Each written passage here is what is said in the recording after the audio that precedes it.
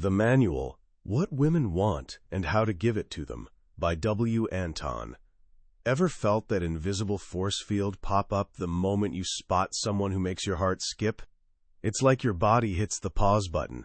Your mind goes from crystal clear to completely blank in half a second. Then the excuses pile up faster than you can process them. She's probably with someone. I'd just embarrass myself. What would I even talk about? And just like that, the moment's gone. You're left standing there with that nagging voice in your head asking, what if? If you're nodding along right now, you're definitely not alone. It's this frustrating puzzle that almost every guy has tried to solve. And it doesn't help that we're drowning in contradictory advice. Be nice, but not too nice. Chase success and money because that's what women want. Then wonder why you're exhausted and still single. It's like everyone's playing this elaborate game, but somehow you never got the instruction manual. Here's the thing, though. What if that instruction manual you've been searching for isn't about learning clever pickup lines or pretending to be someone you're not? What if it's actually about unlearning almost everything you've been taught? Today we're diving into a book that's less of a how-to guide and more of a wake-up call. It's called The Manual, What Women Want and How to Give It to Them, written by the mysterious W. Anton. This isn't another recycled dating advice book, promising you the 3 magic words that'll change your life. Instead, it's an unfiltered, sometimes uncomfortable look at what actually creates attraction. It peels back all those layers of social programming we've been wrapped in since childhood and shows you something surprisingly simple underneath. W. Anton himself remains something of an enigma, but his book speaks volumes. The Manual became an international bestseller, not because of flashy advertising, but because people couldn't stop talking about it. It spread like wildfire, passed along like a secret that actually works. It's a book that challenges everything you thought you knew. Here's what I'm promising you today. By the time we're done, you'll understand the hidden dynamics that make attraction tick. You'll see why some of the things you've been chasing might actually be pushing you further from what you want. And you'll discover a mindset that isn't about playing games at all. It's about stepping outside the game completely. This isn't about memorizing scripts or tricks. It's about becoming the kind of man women naturally gravitate toward. So take a breath, let go of what you think you already know, and let's explore what women truly want and how to give it to them.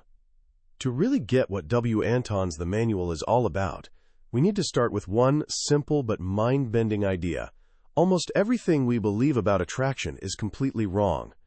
And before you think, not me, hear me out, because this isn't anyone's fault. From day one, we're swimming in messages about how things should work. It's in every movie, every story, every subtle expectation people have of us. Remember those fairy tales from childhood? There's always a princess stuck somewhere, right? And who comes to save her? The hero. The knight in shining armor, the prince who's slain dragons and won battles. And what does he get for all that? The girl. The message gets repeated so many times in so many ways that it becomes gospel. Men must earn women. You're not enough as you are. You have to prove your worth through achievements, through success, through sacrifice. The equation becomes success equals sex. Meanwhile, women get fed a completely different narrative. Their sexuality is something dangerous that needs to be controlled and hidden. A sexually open woman gets labeled negatively, while a sexually active man gets celebrated. This creates this weird, unnatural dynamic where men are taught to chase women like they're prizes to be won, while women are taught to play hard to get to protect their reputation, even when they feel the same desires. This conditioning, Anton explains, keeps the world turning. It motivates men to work harder, build companies, create innovations, all while indirectly chasing female approval. It creates stability in society. But what's good for society isn't always good for you as an individual. It leaves men feeling like they're never enough, and women feeling like they can't be honest about what they want. It turns what should be a natural, beautiful dance into this complicated, exhausting game where almost nobody wins. W. Anton challenges us to question all of it. He suggests that before civilization, before money and careers and Instagram followers, there was a natural way men attracted women. An instinct. Every man is born with it, but most of us learn to bury it deep. This book is about digging it back up. It's about understanding that your value as a man doesn't come from your bank account or job title. It comes from within. The journey starts with understanding the basic biology of attraction. It's not a choice. It's primal, like hunger or fear, hardwired into our brains through millions of years of evolution. When we feel attracted to someone, our brain is essentially saying, this person would be a good partner for survival and reproduction. And here's the crucial part that society loves to pretend doesn't exist. Men and women are attracted to fundamentally different things. For most of human history, a man's attraction to a woman was based on whether she'd make a good mother. That's why guys are so visual. The things we call beautiful, youth, health, clear skin, symmetry, certain body proportions, these are all unconscious signals of fertility and the ability to have healthy children.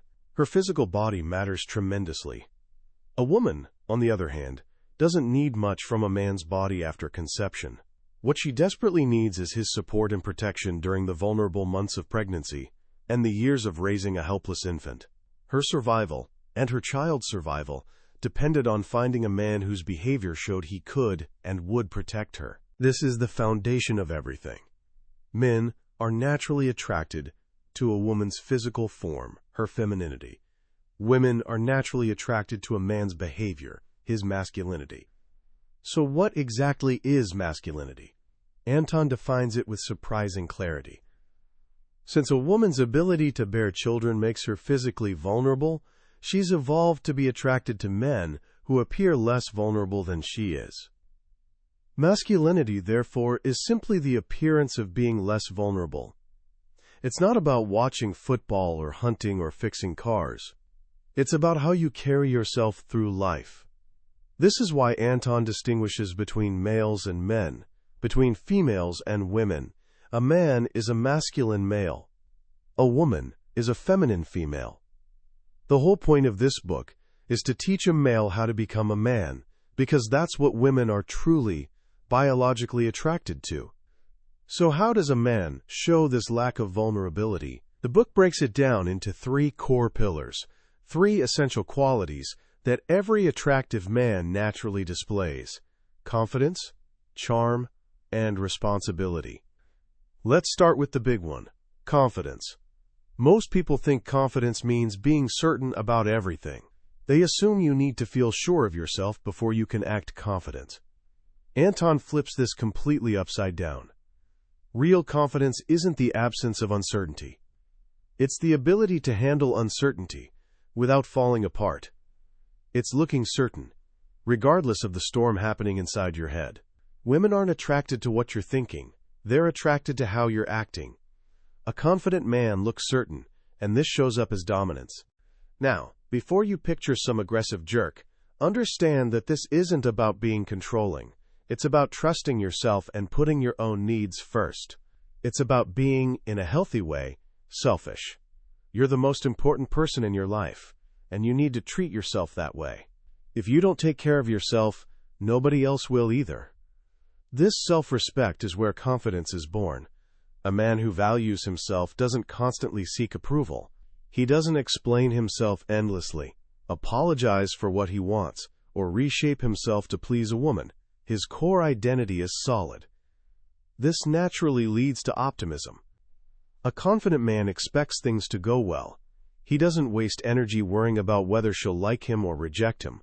He assumes she'll be happy to meet him, and guess what? That assumption often makes it true. He's not stuck in his head trying to read minds. He's present, in the moment, trusting he can handle whatever comes. That's courage, acting despite fear, facing uncertainty head-on. Lots of guys feel intimidated by beautiful women. But think about it rationally. She's not dangerous. A man who's brave enough to face that irrational fear and approach her directly is demonstrating the very essence of masculinity. The second pillar is charm. Charm is making other people feel good about themselves. And what makes a woman feel better than anything else? Feeling attractive and special. A charming man has social proof. He seems popular, especially with women. He appears to have options. Think about it. A compliment from a guy who seems to have women interested in him means way more than the same words from someone who seems desperate. This is why women often become more interested when they see a man with another woman. It's an unconscious signal that he's been vetted, that he has value. This doesn't mean you need to actually be a player. It means you should carry yourself like someone who's successful with women. Be happy, be relaxed, smile genuinely. Happiness is contagious, and it signals that your life is going well, which for a man often implies success with women. A charming man is also selective. He has standards. He doesn't throw himself at just anyone. By choosing to approach a specific woman, especially the most attractive one around, he's paying her an incredible compliment. He's essentially saying, out of everyone here, you're the one I want to talk to. That makes her feel uniquely special. Desperate behavior, on the flip side, is the ultimate attraction killer. A desperate man has no standards, needs a woman to feel complete, and that neediness screams vulnerability, the exact opposite of masculinity. Finally, a charming man is caring. This doesn't mean being the nice guy who sacrifices everything. It means he's devoted to the woman he's with. He protects her. He makes her feel safe. He listens. He prioritizes her. Right after he prioritizes himself, he comes first, she comes second, everyone else comes after that. The third pillar is responsibility. Responsibility is making things happen. It's the engine that drives everything forward. In dating and relationships, the man is expected to take the lead. This starts with leading the interaction. He's the driving force. He initiates. He sets the pace and direction. He decides where to go on a date. He doesn't ask, so what do you want to do? He says, I'd love to take you here. This isn't about being bossy. It's about relieving her of decision-making pressure and allowing her to feel feminine and surrender to the experience. Women fantasize about being swept off their feet by a man who knows what he wants. Taking responsibility also means advancing things forward. Seduction is a series of small steps, from the first conversation to the first touch, to the first kiss, and beyond. At every stage, it's the man's job to make the next move. If you're ever sitting there wondering, does she like me? That's your signal. It's time to advance. Make a move. She's not going to do it for you. When you do advance, you'll sometimes hit resistance. This is completely normal. It might be a test of your confidence. Or it might just be her social conditioning telling her not to seem too easy. A responsible man doesn't give up at the first hint of pushback. He persists. He understands that her no might not be a hard rejection, but rather a request for him to lead more confidently, to make her more comfortable, to take the pressure off her. To do this effectively, he often needs to isolate her. This means leading her away from friends, away from crowds, to somewhere the two of you can have privacy. In private, the social pressure lifts. She can relax and be herself without worrying about her reputation. Ultimately, taking responsibility means never making excuses. A man who wants to meet women doesn't wait for the perfect moment. He doesn't blame his lack of success on being too short, not rich enough, or living in the wrong city. He knows his success is completely in his hands. He doesn't use excuses to start conversations, like asking for directions or pretending to accidentally bump into her. His genuine desire for her is reason enough. He walks directly up to her and tells her exactly why he's there. This brings us to the practical side, the message and the method. How do you actually talk to a woman? Anton argues that what you say matters way less than how you say it. You need to communicate with the same confidence, charm, and responsibility that you embody through your actions. This means your conversation should be direct, flirtatious, and friendly. Be direct. Don't hide what you want. Women often communicate indirectly, dropping hints and expecting you to decode them. A man does the opposite. He's straightforward. He thinks out loud. He says what he means. This is masculine and refreshing. Be flirtatious. Your goal isn't making a new buddy, it's creating a romantic or sexual connection. Show your desire, compliment her.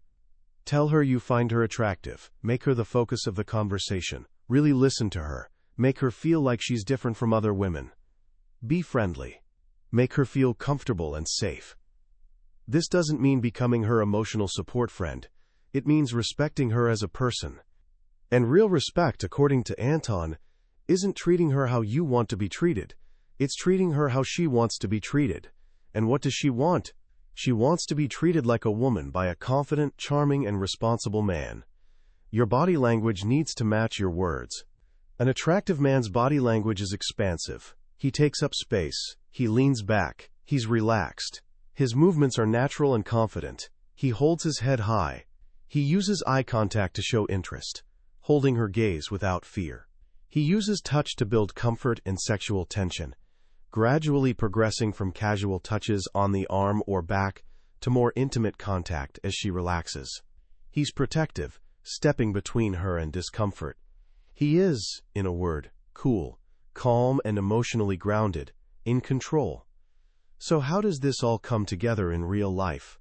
The method is surprisingly straightforward. The best place to meet women? Everywhere. The best time? Anytime. Don't wait for Friday night or some special event. When you see a woman you're drawn to, whether it's at the grocery store, a park, or just walking down the street, that's your moment. You choose her. You don't settle. You approach the woman who genuinely takes your breath away, because your real desire will fuel your confidence. Your approach is direct. You walk straight toward her, making eye contact and smiling. You don't need a clever excuse. You get her attention, and then you tell her the real reason you came over. Something like, "Excuse me, I saw you from over there, and I think you're absolutely stunning. I had to come meet you." You combine a genuine compliment with your clear intention. This is confident, it's charming, it takes responsibility. She'll be surprised. In the best possible way. Almost nobody does this. From there, you have a normal conversation with a flirtatious edge. You get to know her a bit, make her laugh, help her feel comfortable. Then you have two options. Take her number to set up a date later.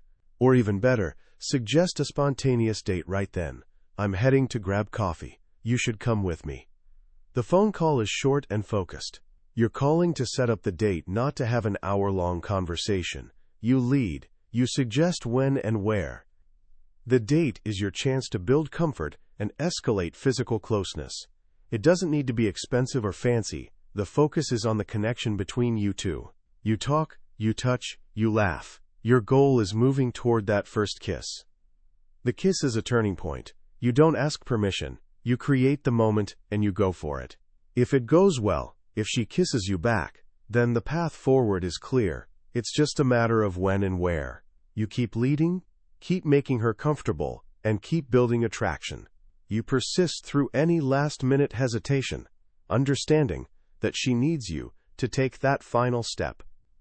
After you've been intimate, the relationship becomes whatever you both decide. A one-time thing, friends with benefits, girlfriend, wife. The choice is yours, and you're making it from a place of abundance and genuine desire, not neediness or desperation. You continue being the confident, charming, and responsible man she was attracted to from the start. You never stop flirting. You never let her change your core identity. You remain the man she fell for. That's essentially the journey the manual lays out. It's a path away from confusing social rules and back toward a more natural, honest, and powerful way of being. It's not about pretending to be someone else. It's about having the courage to finally be yourself, the confident, masculine man you were always meant to be.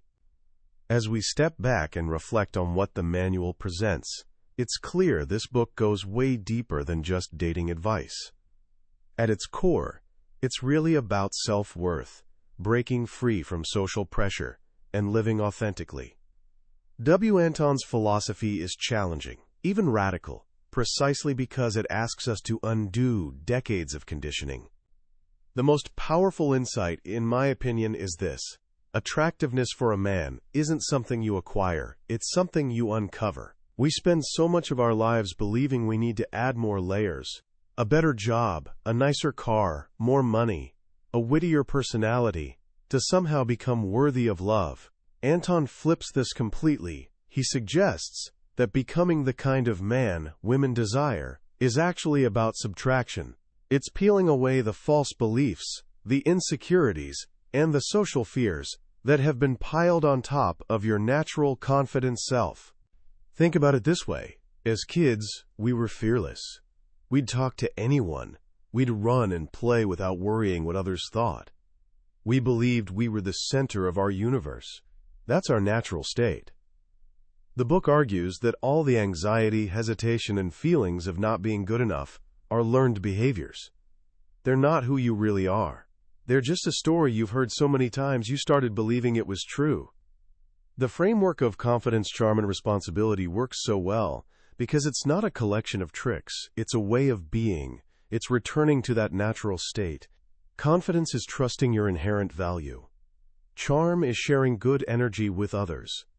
Responsibility is having the guts to create the life you want instead of waiting for it to happen to you. What makes this book resonate so deeply is that these principles reach far beyond dating. The ability to handle uncertainty, to lead with a positive vision, to communicate honestly, and to take ownership of your outcomes, these are the foundations of success in every area of life. Business, personal growth, friendships, all of it. So how can you start applying these ideas today in simple, practical ways? First, just start paying attention. For the next week, observe yourself. Notice when you feel the urge to make an excuse or rationalize not taking action. When you see an attractive woman and your brain says she's probably busy, just notice that thought. Don't judge yourself.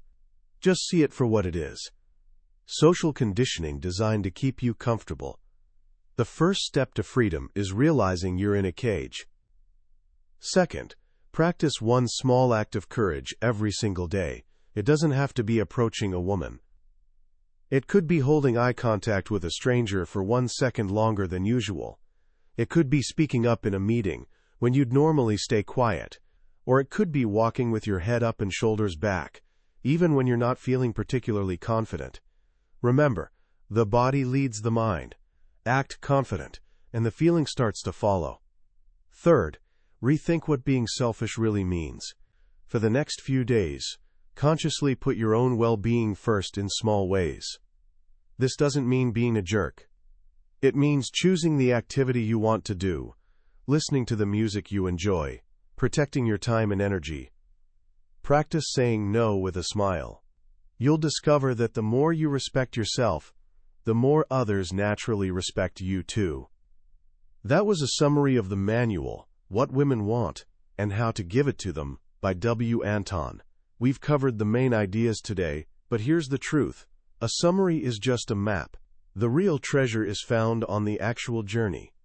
The magic happens when you read the book yourself, when a specific story or simple phrase connects with something deep inside you in a way you didn't expect. This summary exists to help you decide if this journey is worth taking. If anything we talked about today sparked your curiosity, if it made you question how things work, then I'd encourage you to grab a copy. Reading it isn't just about gathering information. It's an experience that can genuinely shift how you see yourself and your place in the world. The link to the book is in the description. Also, if you found this summary valuable, if it gave you something new to think about, please support the channel by hitting that like button and subscribing.